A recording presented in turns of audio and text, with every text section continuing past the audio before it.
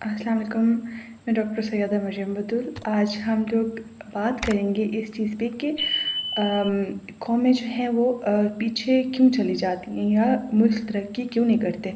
Specially हमारा पाकिस्तान और हमारे जैसे जो और कंट्रीज़ हैं जो इस लेवल पे हैं कि वो तरक्की नहीं कर रहे और उनके हालात जो हैं वो ख़राब हो रहे हैं। तो उनमें क्या कॉमन है और मुझे क्या लगता है कि किस वजह से जो है वो तरक्की नहीं कर रहे और उनकी तरक्की में वो चीज़ें रुकावट का बायस हैं। तो आज हम इस पे बात करेंगे और मुझे अच्छा लगेगा आप लोगों की राय सुन के कि आप लोग क्या समझते हैं। तो चलें पहले मैं आप लोगों को बताती हूँ कि मुझे क्या लगता है कि जो कंट्रीज़ हैं कुछ इनमें अच्छे कंट्रीज़ इनके इस्लामिक कंट्रीज़ भी हैं जिनको हम बहुत अच्छा जो है ज़ाहिर है हमारे लिए हमारे हर इस्लामी मुल्क जो है ब्रदर कंट्री है और मुसलमान होने की हैसियत से हम उनसे उनसियत रखते हैं। लेकिन अब हम इस पे बात करेंगे कि वो तरक्की क्यों नहीं कर रहे मुस्लिम या गैर मुस्लिम या जितने भी कंट्रीज़ हैं। तो मेरी एक ये रिसर्च में एक चीज़ आई है जितना मैंने इस चीज़ को स्टडी किया है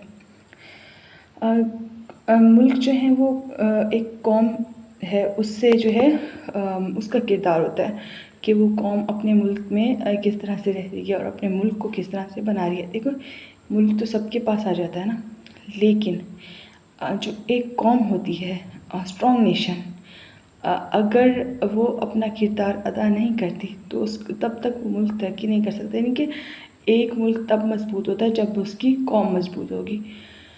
तो कौम किससे मिलकर बनती है? लोगों से ना। तो जब एक मुल्क में रहने वाले इंसान स्ट्रॉन्ग कैरेक्टर के होते हैं तब भी वो कंट्री जो है वो अगर हम आज पाकिस्तान को डिस्कस करें तो हमें यहाँ पे कॉमन चीज़ें क्या देखने को मिलती हैं। हमारे यहाँ बड़े मसले इतने नहीं हैं। हमारे यहाँ जो छोटे छोटे मसले हमें वही पहाड़ लगते हैं। स्टार्ट कहाँ से होता है? इवन आप एक बच्चे की लाइफ को स्टडी करें, आपको स्टार्ट से उसमें कुछ चीज़ें ऐसी देखने को मिलेंगी कि जितने भी कंट्रीज़ हैं वहाँ पे बच्चों को पूरा हक होता है, वो जो चाहते हैं वो पढ़ सकते हैं और वो अपनी मर्ज़ी से अपनी पसंद के शोबे में जाते हैं। हमारे यहाँ क्या होगा? हमारे यहाँ ये रिवाज होता है कि बच्चा पैदा होता है और उस पर स्टैम्प लग जाते हैं कि मेरा बच्चा ये बनेगा, ठीक है, मेरा बच्चा वो बनेगा। हमारे यहाँ तो बच्चे को पैदा होते ही उस पर स्टैंप लगा दी जाती है कि इसने ये बनना है।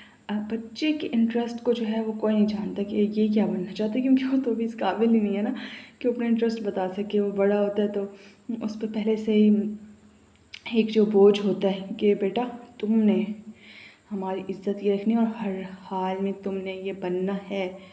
और वो बच्चा बेचारा अभी छोटा सा ही है जिसको कुछ समझ नहीं है इस चीज़ की।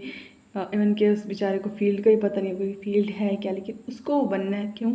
क्योंकि उसके पैदा होते ही उस पर वो स्टैंप लगा दी गई थी कि ये बनेगा।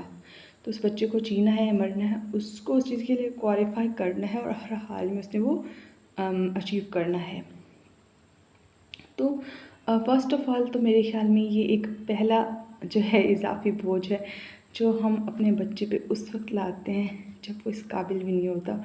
उसको पता ही नहीं होता कि ये है क्या, और वो अपने शौक़ को अभी डिस्कवर ही कर रहा होता है कि हम उस पर एक बोझ जो है वो ला देते हैं कि तुमने बस यही बनना है। उसको नहीं कहते कि बेटा आपकी पसंद क्या है, आप क्या चाहते हैं, आप क्या बनना चाहते हो। नहीं, हम उस पर अपनी जो है पसंद मुसलत करते हैं और हम उसके जो है पाँव में पहली बेड़ी जो डालते हैं ना वो यही होती है कि हम अपना ख्वाब उसको देते हैं। वो ख्वाब जिससे उस बेचारे का कोई लेना देना नहीं होता और वो हमारा भी नहीं होता एक्चुअली।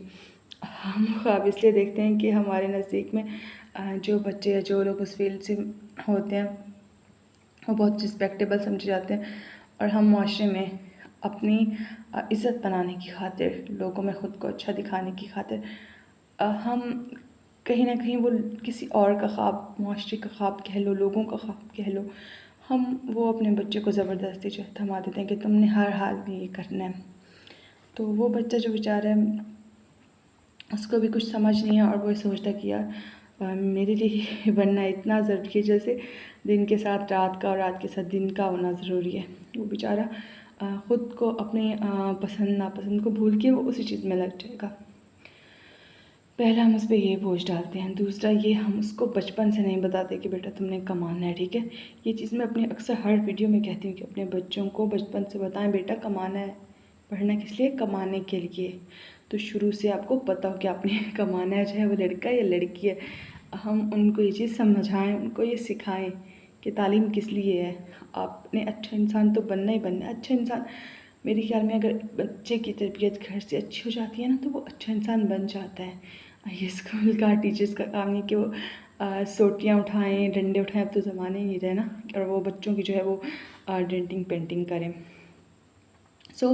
इसमें पेरेंट्स का बहुत रोल होता है, और घर के जो मैनर्स होते हैं तरबियत में, वो अहम किरदार अदा करते हैं। इसके साथ साथ स्कूल का माहौल भी इफ़ेक्ट करता है, बट अगर आपका घर का माहौल अच्छा है तो बच्चा जो घर से सीख के जाएगा वो इंडिविजुअली उसकी क्लास उससे सीखेगी, उसकी मैनर्स में शुरू होगा। इवन टीचर्स नोटिस करेंगे और वो चीज़ जो है हाईलाइट होगी। और एक बच्चे के अच्छे बिहेवियर की वजह से अच्छाई जो है वो हाईलाइटेड होगी, और इस तरह से वो आगे जो है लोगों में फैलेगी, और उससे जो है और बच्चे अपने आप में, अगर उनको अच्छा लगेगा, उसकी तारीफ़ होगी, तो बाकी बच्चे भी चाहेंगे कि वो उस तरह से बने, तो उसको कॉपी करेंगे और उनमें कुछ अच्छी आदतें आएंगी।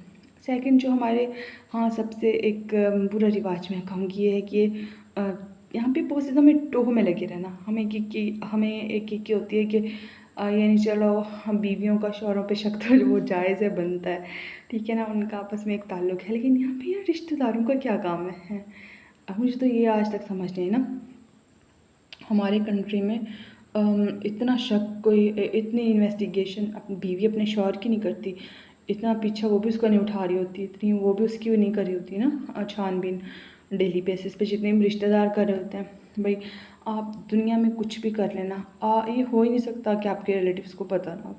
वो लाजमी वक्तन फ़वक्तन आपकी लेटेस्ट जो है अपडेट लेने के लिए जदोजहद करते रहेंगे कि किसी तरह उनको आपके बारे में कुछ पता चल जाए, और वो कोई ना कोई जो है बात वो उड़ा दें एज अ नेशन। और ये बहुत बुरी चीज़ है कि हम खुद क्या करें वो हमें नहीं पता, लेकिन हमें दूसरों की जो है रिपोर्ट चाहिए।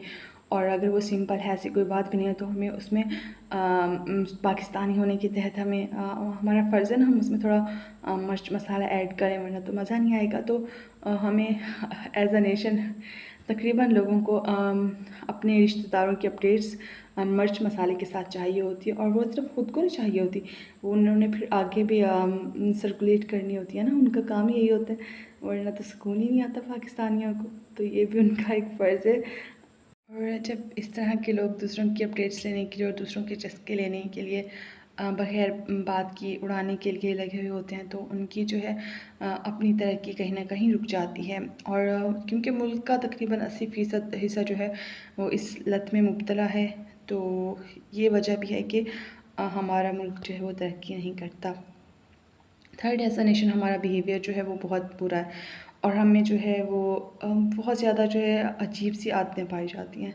मतलब कोई इंसानियत की अच्छी जो है आदतें वो है नहीं, अखलाकियात हमारी जो है वो कौम होने की हैसियत से गिर चुकी हैं। तो मेरे ख़्याल में कुरान पाक जो मुकम्मल ज़ाब्ता हयात है, उसमें अखलाकियात को समझाया गया, और अखलाकियात का एक मयार वहाँ पे कायम कर दिया गया। हमने सिर्फ उसको ज़ियारत की हद तक जो है महदूद कर दिया है। तो पाकिस्तानियों को अखलाकियात पढ़ानी चाहिए, और वो अखलाकियात जो हमारे कुरान करीम में है, पाकिस्तानियों को वो पढ़नी चाहिए मेरे ख़्याल में।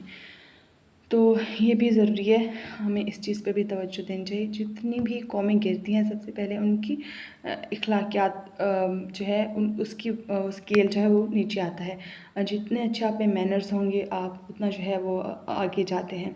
लेकिन हमारे जो पाकिस्तानी हैं, उनके मैनर्स आपके सामने हैं, वो माशाल्लाह दिन ब दिन डाउन ही आ रहे हैं। अब तो वो जा नहीं सकते, तो फिर जो हमारी कौम है उसका भी वही हाल होना है। और हमारी कौम की जो हालत है वो अबतर है। मेरे ख़्याल से अगर हम एक अच्छे इंसान बन जाएं, और ये नहीं कि हम इतने अच्छे भी नहीं कि लोग हमें दबाना शुरू कर दें। हाँ, जैसा कोई ट्रीट कर रहा है उसके साथ वैसा हम करें। क्योंकि अब का तकाज़ा ये है कि कोई जैसा है उसके साथ हम वैसे ही रवैया करें। तो मेरे ख़्याल में हम किसी हद तक अच्छी जो है कौम तैयार कर सकते हैं। और बाकी जैसे आजकल एक रिवाज चला हुआ है, जो चुप कर रहा है और उसको कि अगर कोई चुप कर जाता है तो मतलब दबाओ दबाओ, इसको इसको नहीं छोड़ना, ठीक है ना। उसकी बेचारे की ज़िंदगी जहन्नुम, वो कोई पता नहीं इंसानियत से गिरा हुआ समझने लग जाते हैं हम उसको, तो ये भी नहीं होना चाहिए। हाँ, अगर कोई कुछ बोले दुगना जवाब दें। अगर कोई अच्छा आपके साथ तो आप उसके साथ बहुत अच्छे रहें, और ये इस वक्त का तकाज़ा है। और एक कौम होने की हैसियत से भी हमें इस चीज़ की ज़रूरत है, क्योंकि हम हमारे माशरे में एक तबका वो है जो उड़ाता है, दूसरा वो है जो उस पर चुप कर जाता है।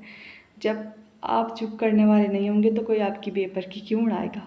तो ये चीज़ें भी समझनी चाहिए, और इन चीज़ों को भी हमें थोड़ा सा सीखना सिखाना है। मेरे ख्याल में आज का वीडियो काफ़ी लंबा हो गया है, और आज का वीडियो यहीं तक।